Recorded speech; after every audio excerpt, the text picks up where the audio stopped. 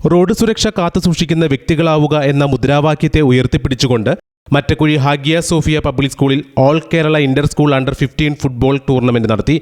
കേരളത്തിന്റെ മുൻ സന്തോഷ് ട്രോഫി താരം PR ഹർഷൻ ടൂർണമെന്റ് ഉദ്ഘാടനം ചെയ്തു.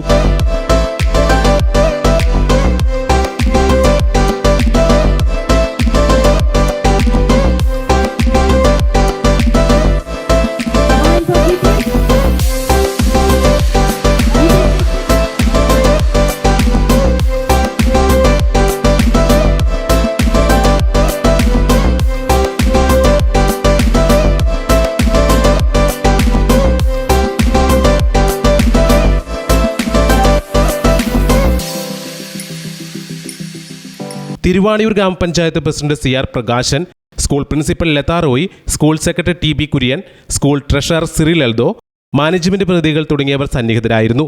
ടൂർണമെന്റിൽ റണ്ണറപ്പായ ഗ്ലോബൽ പബ്ലിക് സ്കൂളിനും ചാമ്പ്യന്മാരായ ജമാഅത്ത് പബ്ലിക് സ്കൂളിനും Puthenkurish Federal bank manager JCM സമ്മാനദാനം നിർവഹിച്ചു.